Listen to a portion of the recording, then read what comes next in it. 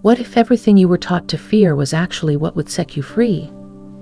What if the gates of heaven were never locked, and no one ever had the key but you? Olivia Harmon, in direct transmission with the Arcturian Council of Five, reveals something that will shake the foundation of everything you thought you knew. Humanity is no longer under religious rule, not because systems collapsed, but because frequency evolved. The game is no longer about earning your way to the divine. It's about remembering that you were never separate. As the old walls crumble, a different kind of temple is rising, one built in your heart, not your history.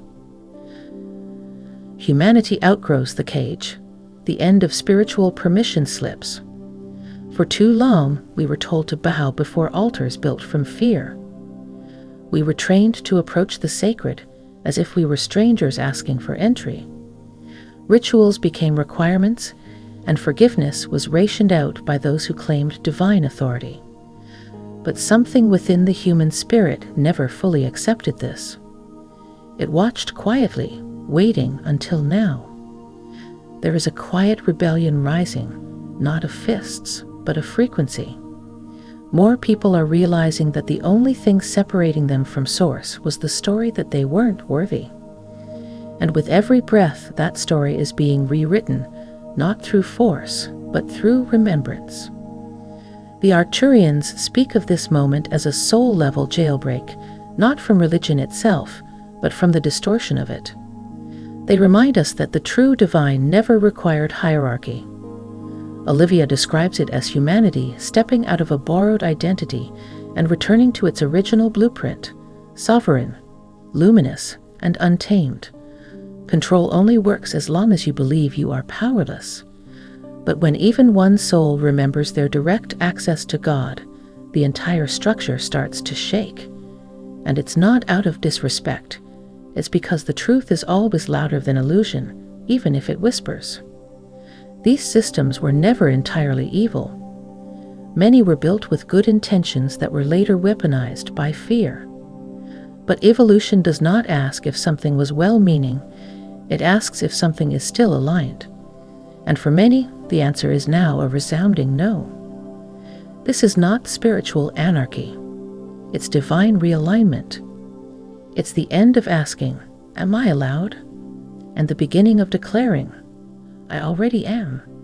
No middleman, no mediator, no more waiting to be chosen. You were always it. Arcturian insight. Control was never divine. It was cultural. One of the most disorienting yet liberating realizations in spiritual awakening is this. What many assumed to be divine truth was often cultural scaffolding draped in sacred language. Control disguised itself as holiness. Fear wore the robe of reverence. But underneath, something always felt off. The Arcturians remind us, truth doesn't shrink you. It expands you. Throughout history, power has often been maintained not by force, but by narrative. Stories of wrathful gods, chosen people, and forbidden knowledge were passed down as sacred tradition, but they often served to bind rather than liberate. And those who questioned? Silenced, branded, burned. The Arcturian Council shares that Earth's religious institutions mirrored its wounded collective psyche, seeking safety in obedience, approval in sacrifice. These were not the designs of Source, but of survival. Control was simply the language trauma understood best. But now, a new language is emerging. This new language isn't written in scriptures, it's encoded in frequency. You feel it when you read something that makes your whole body exhale. You recognize it when someone speaks truth that doesn't threaten, but activates. You're not being told who God is. You're remembering what God feels like. We must be brave enough to admit that sacredness was used as a tool, sometimes unconsciously, to domesticate divinity. But what's divine can't be domesticated. It can be met, danced with, felt, but never caged. That's the evolution the Arcturians now say is irreversible. And this doesn't mean abandoning reverence. It means finally understanding what it's for, not obedience, but communion. Not perfection, but presence. The most sacred act now is to unlearn what was built to keep you out and step fully into what was always trying to meet you within. When fear was branded as holiness, Olivia explains that the most effective control system ever created wasn't war. It was fear wrapped in the language of salvation. Fear told people that questioning was rebellion, that joy was indulgence, and that suffering was sacred. Over generations, this fear calcified into law, doctrine, and ritual, convincing billions that to be close to God, they must shrink themselves. Fear-based religion didn't just shake people's beliefs, it shaped their nervous systems. It trained the body to contract when the word God was spoken. It wired guilt into pleasure, shame into curiosity, and silence into truth. Olivia says this wasn't divinely orchestrated, it was programmed by human hands. But fear only sustains control for so long. Eventually, the soul begins to ache louder than the teachings. Eventually, people begin to ask, why would a loving God demand I hate myself first? That question alone unravels centuries of manufactured submission. We're not seeing a war against religion. We are seeing the end of fear's disguise. Love doesn't need to threaten you into loyalty. Truth doesn't need to trap you in guilt. What's real can stand without fear because it never depended on it in the first place. The return to spiritual clarity doesn't require rejecting every sacred tradition. It asks only that you hold them to the fire of love and see what survives. And what survives will not bind, it will breathe. It will not dominate, it will dissolve your separateness into communion. What once passed as holy obligation is now being felt as trauma recovery. And Olivia reminds us, the most sacred act of all may be the one where you forgive yourself for ever believing you had to earn what was already yours. The cosmic shift. Light codes are dismantling outdated paradigms. There is something happening to Earth that no human system, religious, political, or scientific, can stop. It's not a theory. It's not a prophecy. It's a frequency. The Arcturians call it a planetary activation, where streams of cosmic intelligence are flooding Earth's grid to assist in the release of obsolete structures. Religious control doesn't end because of rebellion. It ends because its foundation stops resonating with the people. Light codes, vibrational packets of intelligent energy, are now entering human DNA, rewiring perception. What once felt righteous now feels restrictive. What once felt safe now feels synthetic. You may have noticed this in your own life. Texts that once moved you now feel stale. Leaders you revered now feel distant. Rituals you followed now feel empty. That's not confusion. That's evolution. You're not losing your faith. You're outgrowing its container. This doesn't mean everyone is leaving religion. It means the version of religion built to control is no longer energetically compatible with the frequency Earth is anchoring. People will still gather. They will still pray. But it will come from truth, not tradition. Light codes don't ask for belief. They initiate remembrance. They realign your heart with your soul's original resonance. The shift happening isn't just horizontal, it's vertical. It's lifting consciousness to such a degree that manipulation simply can't anchor anymore. And in that rising, the scaffolding falls, not with anger, but with gratitude. The scaffolding brought us this far, but now it's time to build without it. From the inside, from love, from light, from the knowing that your soul is not a subject, it is a sovereign. Prophets were misused. Olivia explains that many of the original prophets humanity still reveres weren't religious at all. They were frequency holders, consciousness expanders, and truth speakers. They did not come to build walls, they came to break them. But over time, their messages were distorted by those who saw opportunity in influence. Jesus did not create Christianity. Buddha did not create Buddhism. These were men of wisdom, not systems. Their lives were invitations, not institutions. But once power found a way to benefit from their stories, the message was stripped of its frequency and turned into format. Olivia shares that the words of the prophets were meant to be vibrational activations. Parables carried codes. Teachings carried resonance. When those teachings were institutionalized, they were cut from their multidimensional roots and turned into dogma meant to regulate rather than liberate. The tragedy isn't that these figures were misunderstood. It's that their essence was buried under centuries of translation, control, and fear. But essence is eternal. And now, as the collective frequency rises, the original light of their messages is re-emerging. This is why many now feel connected to Yeshua, to Mary Magdalene, to Thoth or Krishna, not through books, but through direct energetic encounters. Olivia reminds us that when you meet a prophet in frequency, you no longer need to memorize their doctrine. You become the message. The prophets were not here to be worshipped. They were here to show us what's possible when the divine is embodied fully in human form.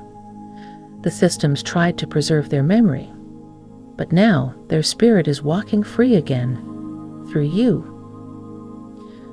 You no longer need a mediator to access the divine.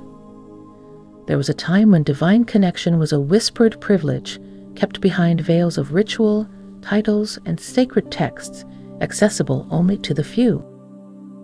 The idea of approaching God directly was unthinkable. Too bold, too dangerous, too heretical. And so, humanity was told to go through someone else. A priest, a prophet, a building, a book. But the divine never needed an interpreter.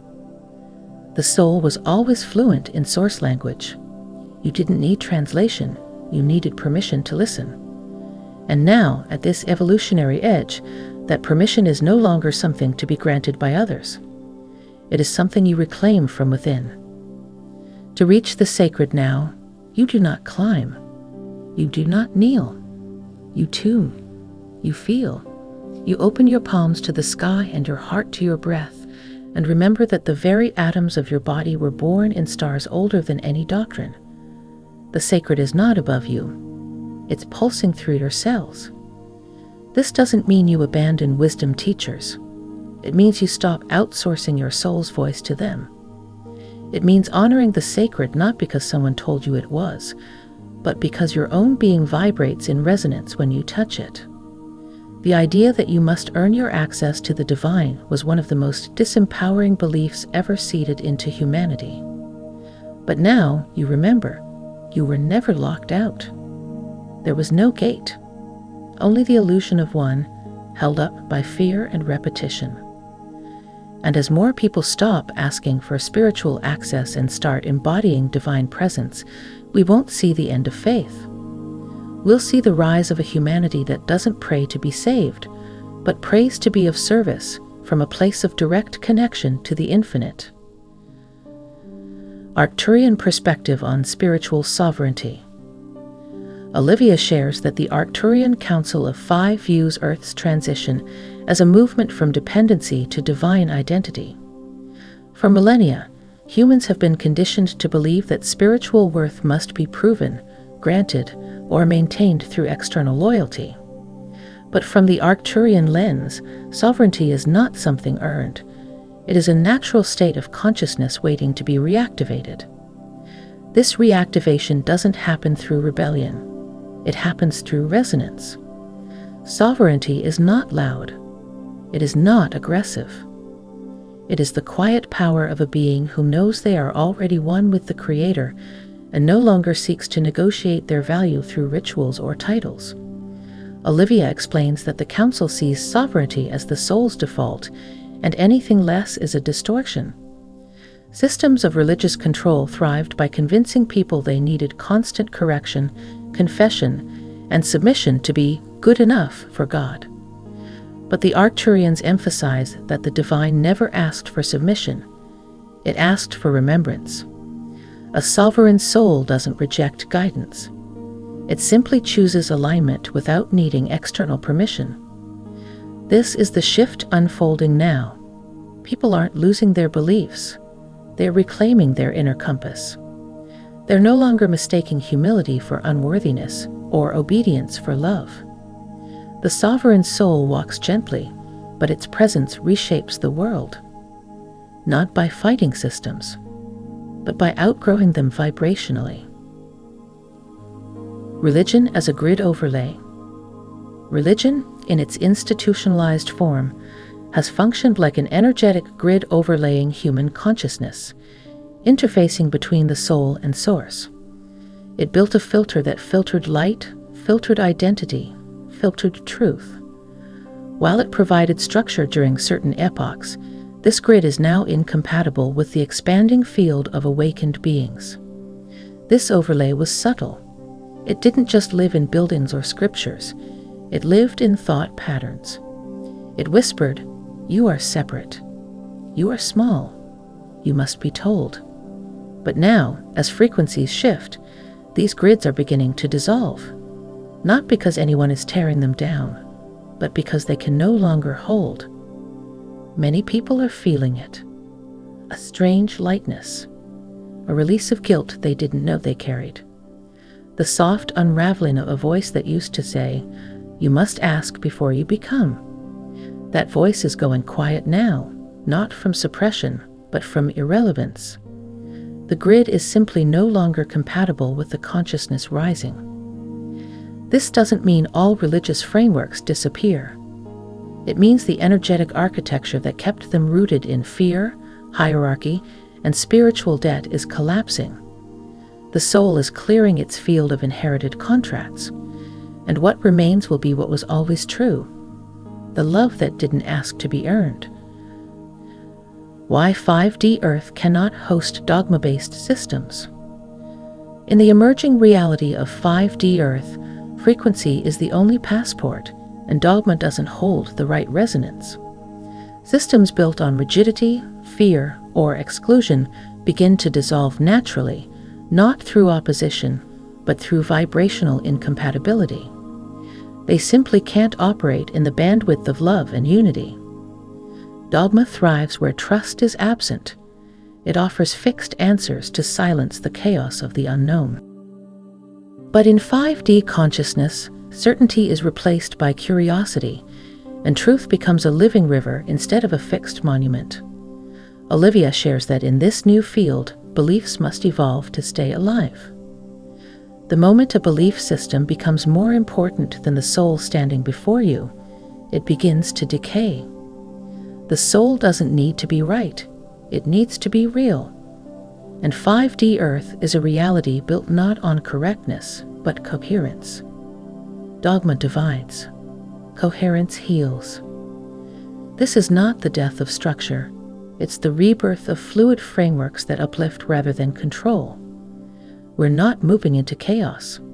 We're moving into sacred intelligence where truth isn't protected. It's shared, felt, and continuously refined through open hearts. That's the atmosphere of the new earth: light, listening, and liberation. Sacred texts or control scripts. Learning to discern. Throughout time, sacred texts have carried both light and shadow. They've been used to liberate and to legislate, to expand minds, and to control them.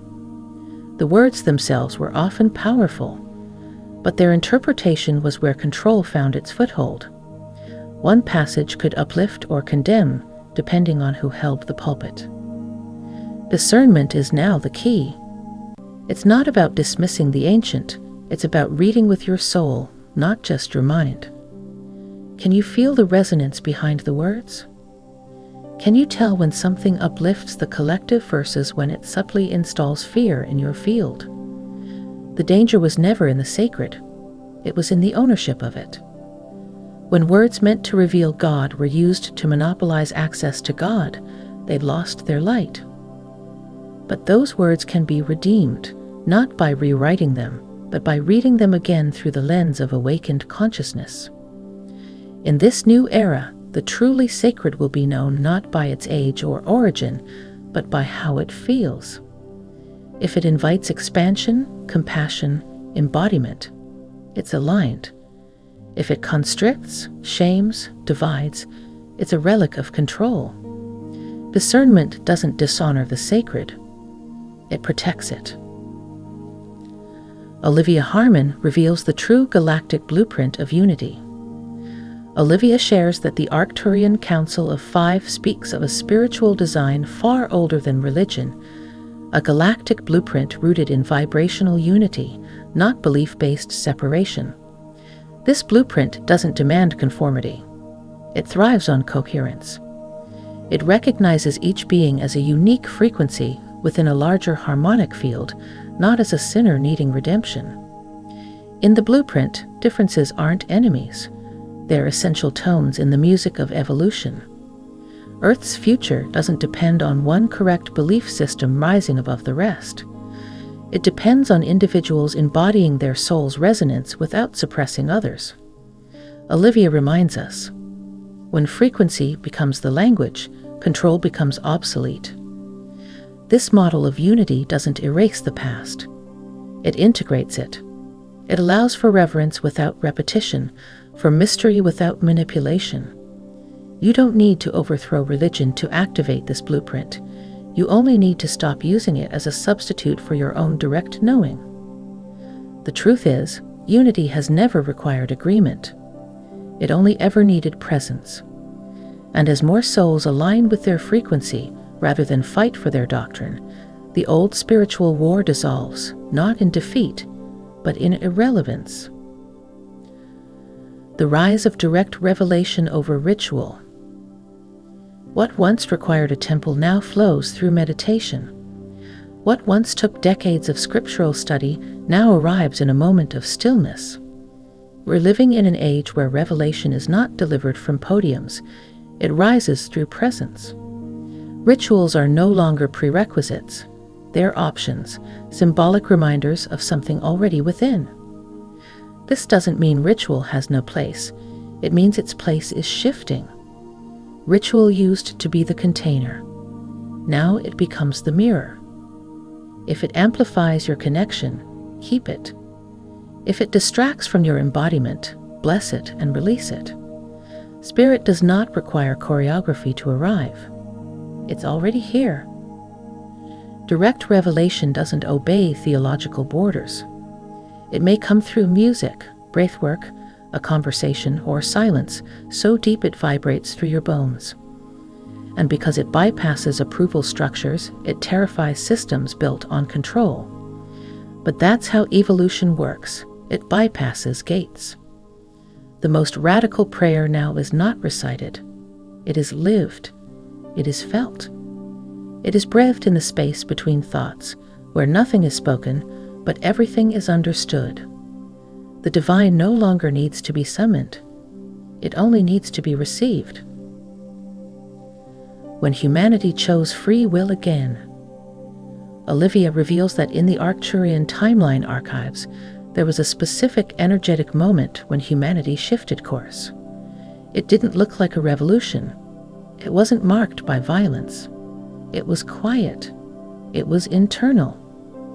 It happened when enough souls simply stopped complying with untruth. Free will had always been available. But there's a difference between having it and owning it. This timeline pivot occurred when humans stopped waiting for authority to collapse and began withdrawing their energetic investment from it. They didn't need to fight the lie. They just stopped feeding it. From that moment, control systems began to decay not by force but by starvation. What no longer resonates cannot sustain itself. Olivia emphasizes, this was not a political decision. It was a vibrational one. And once made, the Earth grid responded instantly. That choice, to no longer consent to spiritual disempowerment, sent shockwaves through the collective field. You may not remember the exact date, but you are living the after effects now. This is not just the unraveling of religious control. It is the re-anchoring of soul sovereignty on Earth. Earth's Akashic field has shifted. Every thought, feeling, and choice made on Earth imprints into her energetic field. This library of consciousness, the Akasha, is constantly evolving. And now, after centuries of distortion, Earth's Akashic field is undergoing a purification process. The fog is lifting. Access is becoming clearer. Where once only mystics and monks could interpret these frequencies, now everyday people are tapping into timelines, soul histories, and multidimensional truths with ease. This isn't accidental. It's a result of frequency increase. The veil didn't vanish, it thinned for those aligned with truth. Religious narratives that once dominated Akashic readings are dissolving. Olivia explains that what's now being accessed is far more expansive. The soul's raw, unedited memory, untouched by doctrine. And when people start retrieving truth directly, they stop fearing what others once told them was forbidden. This shift doesn't invalidate past spiritual insights, it contextualizes them. It places them alongside an even greater spectrum of remembrance, one not confined to one era, one book, or one savior. The new Akashic access returns spiritual authority to where it was always meant to be, within the sovereign soul. The soul doesn't belong to any system. The soul was never born to fit inside a structure. It wasn't created to serve dogma. It didn't incarnate to follow formulas. The soul came here to express, evolve, and remember itself across infinite lifetimes and limitless dimensions. And no system, however sacred it once seemed, can contain that. When religion attempted to define the soul, it began to limit what could be experienced. When it tried to manage salvation, it forgot that the soul wasn't lost. Olivia often says, "Your soul doesn't belong to religion. It belongs to the cosmos and to itself." This doesn't mean the soul stands above everything. It means it moves through everything. It learns from tradition, from nature, from silence, from joy. It knows when to enter a temple and when to walk away. It recognizes truth by how it feels, not by how it's preached. The soul's relationship to the divine is intimate, unregulated, and utterly unique. It doesn't need your credentials, it needs your attention. And as more souls awaken to this, systems built on spiritual dependency are dissolving in real time. Deconstruction is not disrespect. To question what once felt sacred is not betrayal. It is evolution. Deconstruction is not the absence of reverence. It's the act of making space for truth to breathe again. Many fear questioning religion because they were taught that even doubt was sin. But truth is never afraid of being examined. It invites it. It survives the fire because it was forged in it. Deconstructing outdated beliefs doesn't mean you're attacking what was. It means you're returning to what was before the distortions. You're peeling away the human scaffolding built around the divine and finding that what remains is even more radiant because it no longer asks you to shrink to access it. This process is not about superiority. It's about sincerity. It takes humility to say, "This no longer resonates, even though it once did." It takes spiritual courage to leave the path you inherited and walk barefoot towards something that doesn't yet have a name, but feels more like home than anything ever taught. As the collective rises in frequency, more people will realize that deconstruction is not destruction. It's sacred reclamation. And what comes after it is not emptiness. It's the quiet, powerful presence of truth that never needed a title to be holy. The Arcturian Council makes it clear this isn't about erasing religion. It's about freeing the soul from its oldest misunderstanding, that God was ever separate and you needed someone else to lead you back. What's dying isn't devotion. What's dying is distortion. And in its place, a deeper, more intimate union is being born.